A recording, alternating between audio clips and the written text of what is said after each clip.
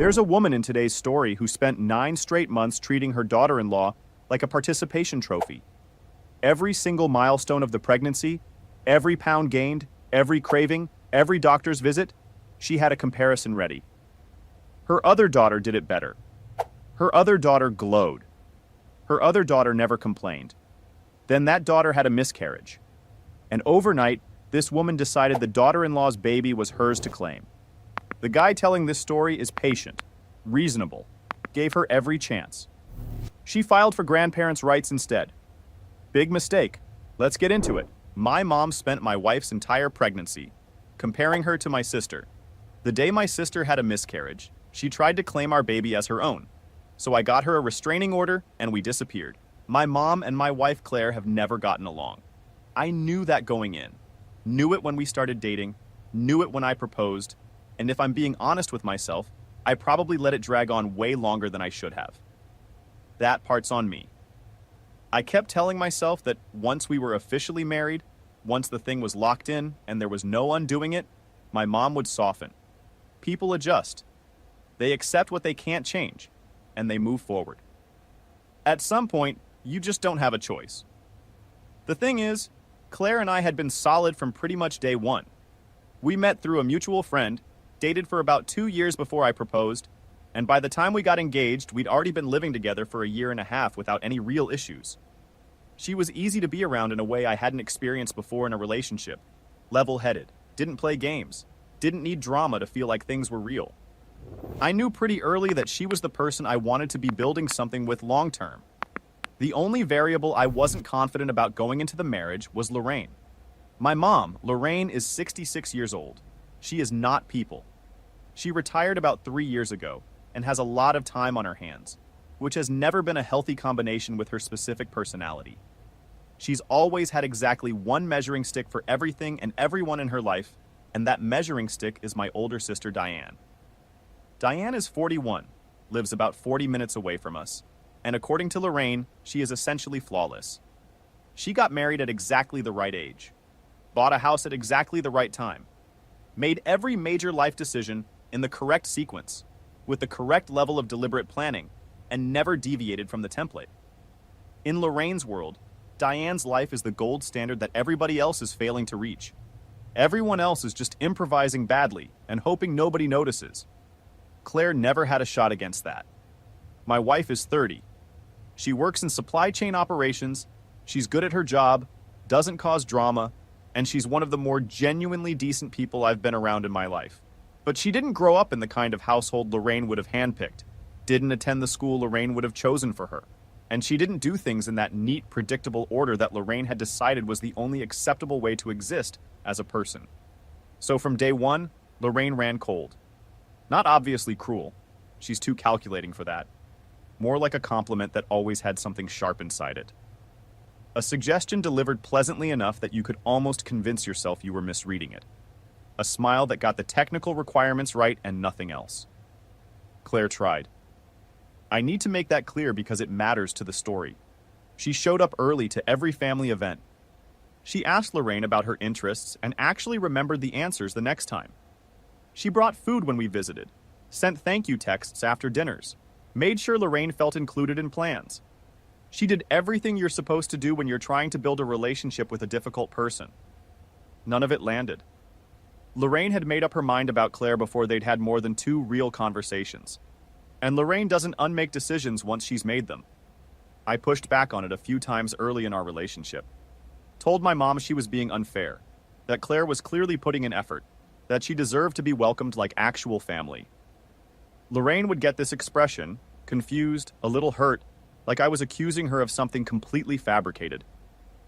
I don't know what you're talking about, Owen. I've been nothing but kind. That was always the end of the conversation, because there was nowhere to go from there. So we settled into a pattern. Claire kept trying. Lorraine kept not warming up. I kept not pushing hard enough.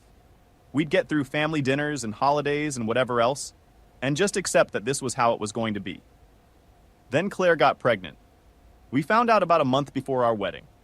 The timing was a little messy on paper, sure, but we were stable, we both had good jobs, we had our place, And the idea of starting a family felt right in a way that's hard to explain more precisely than that. We were genuinely happy about it, so we told people. Most of them reacted the way you'd hope. Hugs, questions, excitement, someone crying in a good way. Lorraine said congratulations in the tone of someone reading fine print off a lease agreement. Then, within about 60 seconds, she pivoted to a story about how Diane had done things in the proper order. Marriage first, then a couple of years to establish a home, then a well-planned, well-timed pregnancy. She walked through the whole sequence like she was describing a recipe that only works if you follow the steps exactly. That was the first comparison.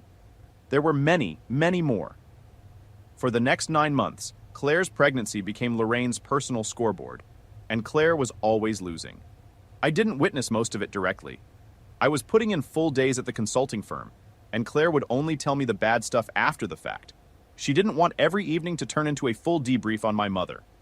She was protecting me from it, which is very Claire, and I let it happen when I should have been paying closer attention.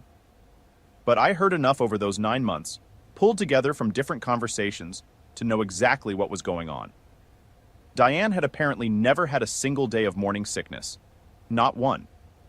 Claire had it for most of the first trimester, the way most normal human women do, and Lorraine treated this like a character flaw rather than a biology fact. Diane had eaten perfectly throughout her pregnancy. Only organic food, nothing processed, exactly following every nutrition guideline she could find. Claire was struggling to keep anything down on some days, and craving whatever sounded edible on others. Lorraine would watch what went on Claire's plate like a referee looking for a violation. If Claire ate something that wasn't on Lorraine's approved list, she'd do this long, slow exhale, and sometimes say something, and sometimes just look, which was somehow worse. Diane's weight, according to Lorraine, had stayed perfectly managed throughout her pregnancy. Lorraine made a comment at a family dinner around month 6, I was sitting right there, that Diane had barely looked pregnant from behind. She said it while looking at Claire. Just stated it casually, like it was neutral information. Claire smiled and said, "That's sweet." And I sat there for a moment running through what I'd just heard, deciding whether I'd actually heard it. I had. I brought it up with Lorraine privately later that night. She acted confused and said she didn't remember saying anything like that. The baby shower happened in month 7. We'd planned it for a Sunday afternoon at a nice restaurant, about 25 people, pretty relaxed. Claire was happy with how it came together. Lorraine attended and spent a significant portion of it telling people about how Diane's had been so thoughtfully planned. The catering, the invitation design, the theme she'd chosen, how elegant the whole thing had felt. She wasn't directly putting down Claire's shower. She was just putting Diane's up over and over for 2 straight hours in the middle of Claire's shower. I caught Claire's mom looking at me from across the table at one point. Neither of us said anything. The maternity photos were their own category of incident. Claire did a shoot in the park late on a fall afternoon, golden hour light, and the pictures were genuinely beautiful. She was happy with them, and she deserved to be. She showed Lorraine on her phone at a visit shortly after. Lorraine looked through them, and then said something about how Diane had looked so radiant and at peace in hers. Not a direct insult. Just Diane again in the middle of Claire's photos. That particular needle delivered with that particular pleasant smile. There was one Sunday in month 7, where I came home to find Claire sitting at the kitchen counter staring at the wall. She told me Lorraine had stopped by earlier and spent a couple of hours talking about how Diane had carried so beautifully. Just a perfect little bump. You could barely tell from behind. Never looked puffy. Then glanced at Claire and said, "Some women just get big everywhere," in this pleasant, informational tone, like she was sharing a fun fact about the weather.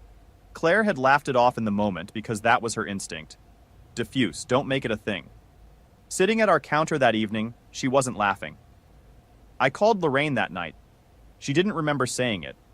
9 months of that. And the whole time, in the back of my head, I kept thinking, once Lily arrives, it'll reset. People soften when they actually hold the baby. It'll be different when she's real to everyone. Then, Diane had a miscarriage, and everything I'd been telling myself turned out to be wrong. Hold on, for the listeners, that's me jumping in, not Owen. I just need a second. This woman spent 9 months treating her daughter-in-law's pregnancy like a Yelp review compared against a 5-star experience.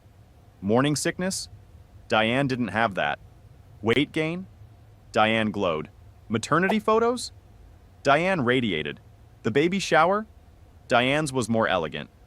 And now, the exact moment the five-star experience falls through. She does a full 180 and wants to be Grandma Supreme. That's not grief. That's a woman who bet everything on one horse, and the horse didn't finish. Back to Owen. It was genuinely devastating news for everyone. Diane had been trying for a while, and no one deserves that outcome. Claire and I both felt awful for her. We sent flowers, checked in, gave her space when she needed it. That part wasn't complicated. What happened with Lorraine in the 2 weeks that followed was something else. She started calling more. Not to talk to me, to talk about Lily. How was she doing? How much did she weigh at the last checkup? Could she come by soon and hold her? A gift arrived. Then another one 3 days later, without a call to say it was coming. Nice gifts. Way nicer than anything she'd bothered with before. Expensive little outfits with the tags still on, a fancy mobile for the nursery, a set of picture books she said she couldn't wait to read to her. I looked at Claire when the second package arrived. Her expression was completely flat. Not angry, just flat. I knew what she was thinking because I was thinking it too. I just didn't want to say it yet. Within about a month, Lorraine was coming over every other day, then every day, then sometimes twice in one day. She stopped waiting to be invited. We'd given her a key for genuine emergencies, and she started using it to just let herself in. She'd walk through the door, go straight to wherever Lily was, and pick her up without asking Claire anything. If Claire was about to feed her, Lorraine would say she'd handle it. If Claire was holding her, Lorraine would put her hands out. Not ask, just put her hands out and wait, like it was already decided, and Claire just hadn't caught up yet. She also started with the comment thing again. Quieter than during the pregnancy, but same frequency. Oh, you're doing it that way? I did it differently. You look exhausted, hun. You should really sleep when she sleeps. Diane always made sure to take care of herself. Delivered pleasantly, one at a time, spaced just far enough apart that calling it out felt petty. But they stacked. Over the course of a week, they stacked into something heavy. Claire started looking like someone who'd been treading water for a long time, without saying anything about it. I kept telling myself it was grief, that Lorraine had been expecting a grandchild and lost it, and Lily was how she was processing that loss. I kept giving her room. Every week I'd tell myself, one more week, see if she levels out. She didn't level out. I came home early one afternoon, had a call that got canceled, came in through the garage, and heard Lorraine's voice before I turned the corner into the kitchen. She was telling Claire that the only way Lily would turn out functional was if Lorraine moved into our apartment and took over raising her herself. That's the actual sentence, she said. I stood in the hallway and let that land for a second. Claire saw me come around the corner. Her expression changed. Lorraine turned, saw me, and instead of stopping, she went further. She started going through a list: Claire's appearance, the state of the apartment, the way she handled the baby. She called Claire a mess. Said Lily would grow up broken and neglected if she was left in Claire's care. Said she was the only responsible adult present, and that we should be grateful she was willing to step in and do what needed to be done. I'm not a yeller. That's just not how I operate. But I told Lorraine calmly and clearly that she had just crossed every line she was ever going to get to cross in my house. I told her to leave and not come back. Pause for a second. This woman called a new mother unfit to raise her own child, in her own home, on purpose. This isn't a miscommunication. This isn't grief making someone say something they don't mean. This is someone who looked at a woman holding her newborn and decided the problem was the mother. I want to compare her to a movie villain, but I can't think of one with this level of unchecked certainty. Walter White at least had a moment of self-awareness somewhere in there. Lorraine went straight to final boss energy with zero hesitation. Anyway, she didn't leave quietly. She made a scene, stood in the hallway screaming, then outside the door, banging on it with both hands like we'd locked her out of something that was already hers. Claire was shaking. I ended up calling building security to get her off the property. She was still yelling as they walked her to her car. That should have been the end of it. The next several days were a flood. Lorraine's voicemails came in rounds. The furious ones first, calling Claire names, saying I'd been manipulated against my own mother, that I'd always been weak when it came to women. Then the weepy ones, long sighs. I only ever wanted to help this family. She never once mentioned what she'd said in our kitchen, never acknowledged a word of it, never even got close to it. Just a lot of, all I've ever done is love you all, floating free of any context or accountability. Then the extended family started in. Cousins I barely talked to, an uncle we hadn't seen in maybe 3 years. A couple of people I genuinely had to think about to place. Lorraine had clearly gotten to all of them first, and they were operating from a version of events that somehow didn't include anything she'd actually done.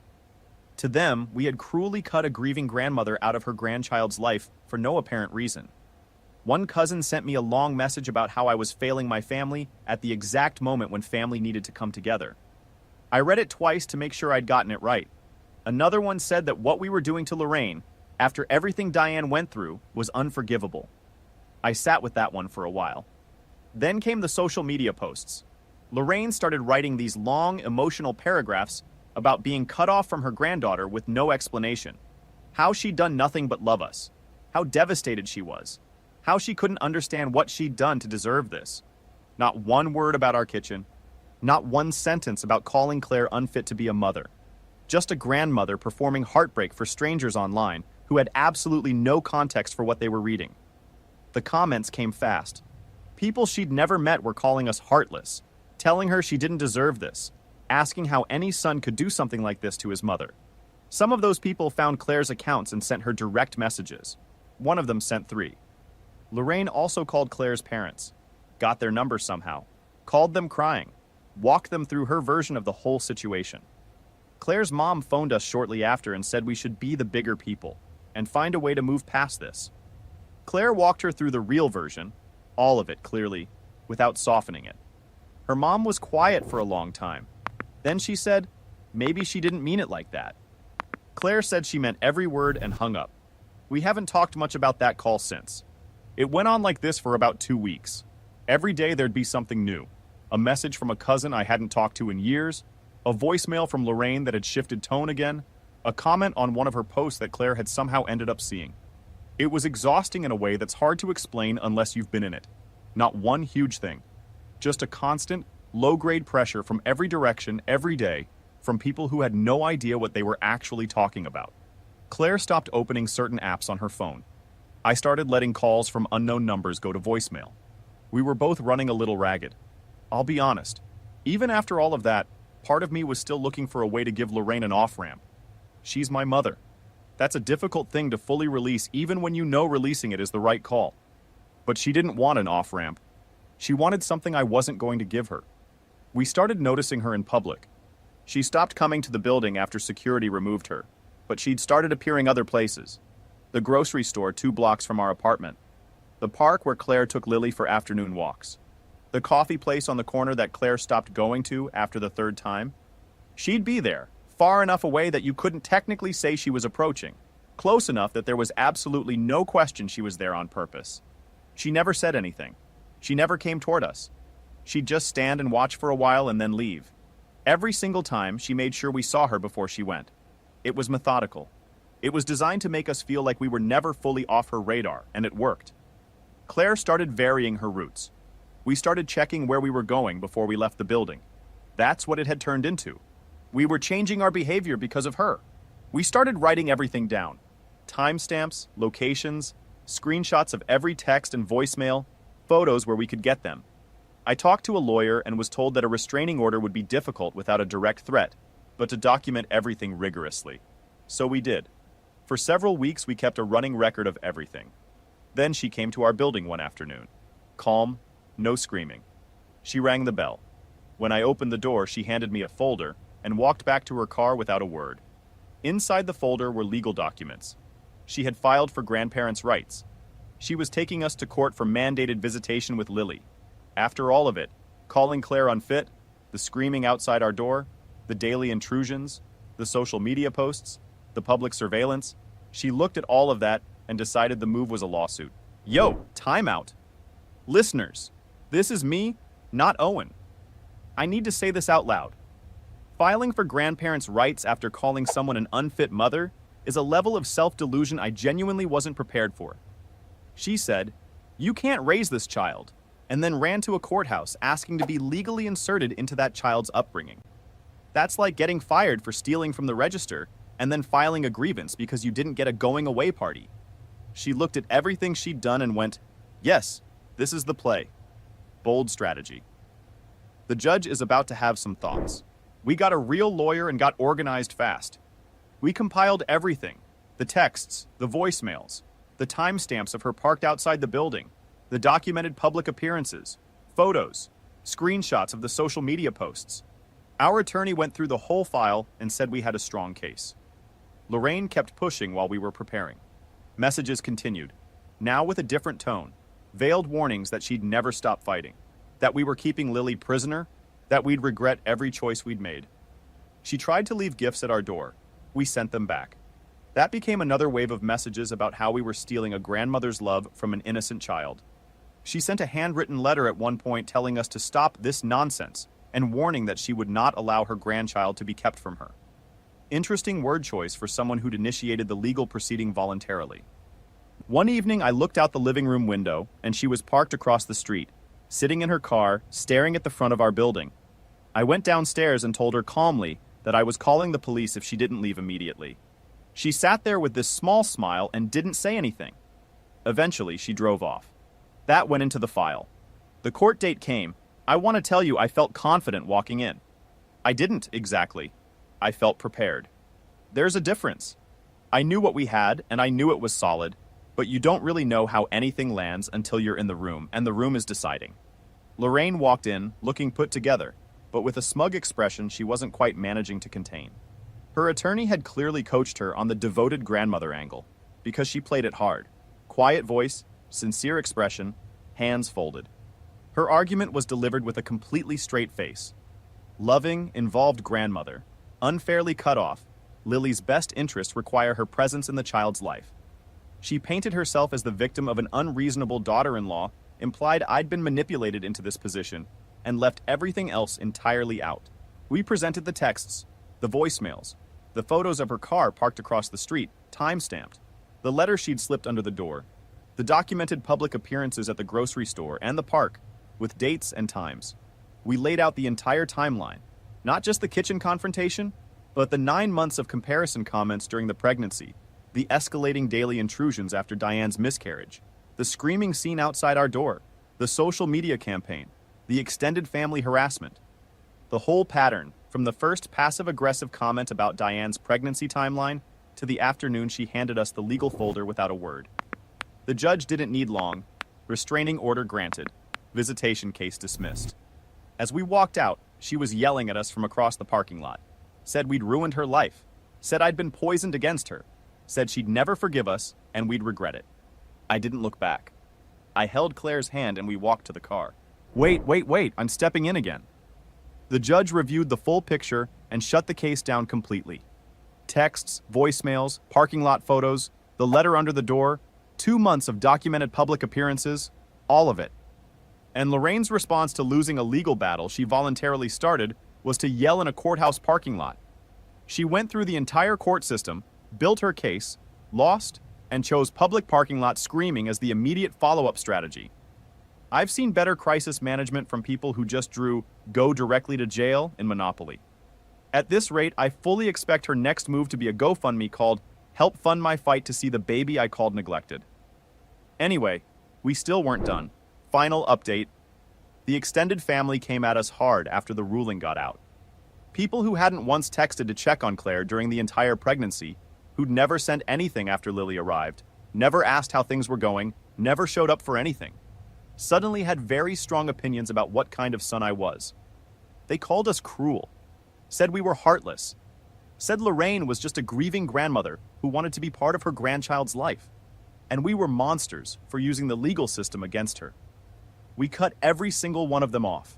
No long explanations, no back and forth. If you chose to build a strong opinion about our family without ever asking us what actually happened, that's your choice. Live with it. Then, about a month after the ruling, a woman knocked on our door and introduced herself as a social worker. She'd received an anonymous report about neglect in our home and needed to conduct a welfare check. I knew immediately who had filed it. I knew before she'd finished the second sentence. The accusations in the report were completely made up. There was nothing to find because there was nothing wrong. Lily was healthy, the apartment was clean, everything was normal. But we still had to go through the whole process. The social worker came in, walked through every room, checked on Lily, asked us detailed questions about our parenting and daily routines. She was professional about it, which I appreciated, but that didn't make the experience less humiliating. There's something specific about being made to prove you're a good parent inside your own home, with your baby right there, because someone who hates you decided to make a phone call. I kept my face neutral the whole time. Claire did the same. We answered every question and we let her look at whatever she needed to look at. The case was closed within an hour. The social worker noted clearly that the report appeared to be unfounded and there were no concerns. That documentation went into our file with everything else. That was the line. We were done. We didn't announce it. We didn't tip anyone off or give a heads up to anyone outside the shortlist. We found a new place, handled the logistics quietly over a couple of weeks, and one day we just weren't at the old address anymore. New apartment, different part of the city, new phone numbers. We went fully private on all of our accounts, deleted every photo of Lily that had ever been posted publicly, and stopped posting anything at all. The list of people who knew where we'd gone was 2 close friends and Claire's sister. That was it. We didn't tell coworkers, didn't tell neighbors, didn't tell the extended family we hadn't officially cut off yet. Nobody. I know that sounds extreme. It wasn't, given what we'd been dealing with. The first few weeks in the new place had a strange texture to them. Not bad. Just the kind of quiet you have to readjust to after months of running on alert. I kept checking cars I didn't recognize when I pulled into the garage. Claire said she was doing the same thing every time she walked to the mailbox. We had cameras on the doors, and I'd check them before going to sleep out of habit, even when I knew there was nothing there. But nothing came. No unexpected knocks. No letters forwarded from the old address. No messages routed through mutual people. Just quiet. About a month in, a package showed up at the old address and got forwarded. When we opened it, Claire went still. Inside was a photo album of Lily. Pictures we hadn't taken. Some were pulled from our social media before we went private. Screenshots of photos we'd posted. Some were from Lorraine's own visits to our old apartment. Pictures she'd taken herself. Lily in the nursery, in the bouncy seat, asleep in the crib. She'd printed them, organized them, labeled them, and put them in an album. Like she was archiving something that already belonged to her. We reported it. The authorities noted it and added it to the existing file. There wasn't much more they could do under the current order. We went completely dark after that. No social media presence. No photos shared with anyone outside the shortlist. Nothing. Okay, last check-in. This is me one more time, not Owen. I want to make sure we've got the full picture before this wraps up. Lorraine spent 9 months making this man's wife feel like a second-choice human being. Then tried to claim their baby like a timeshare after Plan A fell through. Filed for grandparents' rights. Called in a fake CPS report. Built a photo album of a baby she'd been legally removed from. And the end result of all of that? They moved. Went dark. Disappeared from her world entirely. She can file all the paperwork she wants. You can't court order your way into a family that already left. That's not custody law. That's just physics. Things have been quiet for a couple of months now. We're careful about calling it over because we've said that before and been wrong. But quiet is what we've got, and we're taking it one day at a time. Diane reached out to me through one of my old accounts. She said she'd heard what actually happened. Someone who'd been close to the situation had walked her through more than Lorraine's edited version, and she was disgusted by it. She said she understood completely if we wanted no contact with anyone from that side, but she wanted us to know she was sorry for how everything had gone. She didn't ask to see Lily. She didn't try to position herself as the reasonable alternative, didn't pitch us on giving things another chance. She just said she was sorry and left it at that. I didn't write back, but I didn't delete it either. That's about as much grace as I had available. Claire and I are genuinely good. Lily is healthy, growing fast, grabbing at everything she can reach, and she has very strong opinions about what she will and won't eat, which I honestly respect. We don't talk about Lorraine the way we used to. She's become something that happened to us instead of something that's still happening. Most mornings I don't think about her at all. which felt impossible 8 or 9 months ago. The restraining order is still active. We're still watching.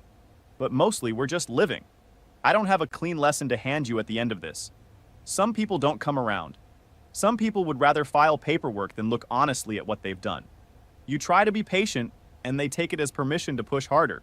You try to be the reasonable one, and they mistake it for weakness. At some point, you stop trying to manage the situation, and you just protect what matters. We protected ours. It cost us relationships that I think we needed to let go of a long time before we actually did. I just wish we'd gotten there sooner. Drop it in the comments. At what point would you have pulled the plug? Because most of you watching probably know your number, and I'm betting it's a lot earlier than Owen's. Subscribe if you're not on the channel yet. We've got more of these coming, and they only get wilder.